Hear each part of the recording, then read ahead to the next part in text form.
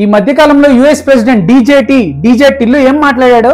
India ఒక dead economy అని పిచ్చుకోతలు కూసాడు కదా. ఇప్పుడు నేను రెండు కంట్రీస్ యొక్క ఎకానమీస్ ని కంపేర్ చేస్తా, కొన్ని స్టాటిస్టిక్స్ చెప్తాను, అప్పుడు మీరు చెప్పండి which is dead which is alive. Previous year Q4 లో ఇండియన్ జీడీపీ 7.4 నమోదైంది. అలాగే ఇయర్ ఫస్ట్ క్వార్టర్ లో దాదాపు 7.8 నమోదైంది, విచ్ ఇస్ అరౌండ్ 6% గ్రోత్ ఉంది. మరి యుఎస్ ఎకానమీ ఎందుకు ప్రీవియస్ ఇయర్ సెకండ్ హాఫ్ 2.4 ఉంది, ఈ ఇయర్ ఫస్ట్ హాఫ్ 1.2 ఉంది, విచ్ ఇస్ అరౌండ్ 50% లో టు ప్రీవియస్ ఇయర్, రైట్? అలాగే గ్లోబల్ ఎక్స్పర్ట్స్ ఎక్స్పెక్టేషన్స్ ప్రకారం ఇక్కడ నుండి ఇండియా ప్రతి ఇయర్ 6% తగ్గకోకుండా గ్రోత్ ఉంటుందని చెప్పింది. 2028 కి వచ్చేపాటికి ఇండియా థర్డ్ లార్జెస్ట్ ఎకానమీ అవుతుందని చెప్తున్నారు.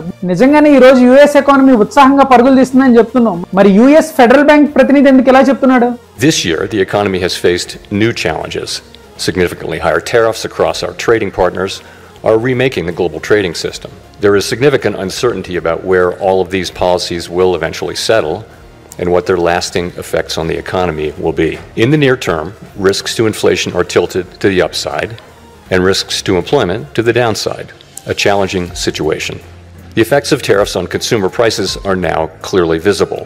ఈ రోజు ట్రంప్ ఇష్టానుసారంగా ప్రతి కంట్రీ మీద టారిఫ్స్ విధిస్తున్నారు కదా. దీని వల్ల కంట్రీలో రానున్న రోజుల్లో ఇన్ఫ్లేషన్ విచ్చలవిడిగా పెరిగిపోతుంది, రిస్క్ టు ఎంప్లాయ్మెంట్, అంటే ఈ ఉద్యోగాలు పోతాయి, మీకు ఎలాంటి జాబ్ సెక్యూరిటీ ఉండదని ఈయన చెప్తున్నాడు కదా. ఇదేంటి మీరేం బిగేస్తున్నారు? మరి ఈ రోజు కన్స్యూమర్ స్పెండింగ్ లో వరల్డ్ లో భారత్ ఫస్ట్ ప్లేస్ లో ఉంది. మరి యుఎస్ ఎక్కడుంది? మేము 2038 కి ఒక ప్లేస్ మెరుగుపరుచుకుని థర్డ్ లార్జెస్ట్ ఎకనామిక్ కంట్రీగా వస్తుంటే, మరి అదే 2038 కి మీరు ఇంకో పొజిషన్ దిగజారి సెకండ్ లార్జెస్ట్ కంట్రీ కింద ఎందుకు వస్తున్నారు? ఈ రోజు ఇండియన్ జీడీపీలో 56% మాత్రమే ఇండియన్ డెట్ ఉంది, కానీ ఈ రోజు యుఎస్ జీడీపీలో 120% డెట్ ఉంది. భారత్ కి ముందుందంతా demographic dividend years. Demographic dividend అంటే రానున్న రోజుల్లో ఇండియాలో యంగ్ వర్క్ ఫోర్స్ పెరగబోతుంది. మరి సపోజ్ ఒక హౌస్ లో నలుగురు ఉంటే ఈ రోజు ఒకరు సంపాదిస్తున్నారు, అది రేపటి రోజున ఇద్దరు అవ్వచ్చు, ముగ్గురు అవ్వచ్చు అనే ఎక్స్పెక్టేషన్స్ ఉన్నాయి. యుఎస్ ఎందుకు రానున్న రోజుల్లో జాబ్ సెక్యూరిటీ ఉండదని చెప్తుంది. ఇప్పుడే మాకు 2 ట్రిలియన్ నుండి 4 ట్రిలియన్ రావడానికి 10 years పట్టింది, కానీ ఈ 4 ట్రిలియన్ నుండి 7 ట్రిలియన్ 2030 కల్లా రాబోతున్నాం, అంటే విత్ ఇన్ 5 years లో. ఇప్పుడు టిల్లు కాదు, మీరు చెప్పండి ఇండియా ఎలా ప్రగతిలోకి వెళ్తుందో.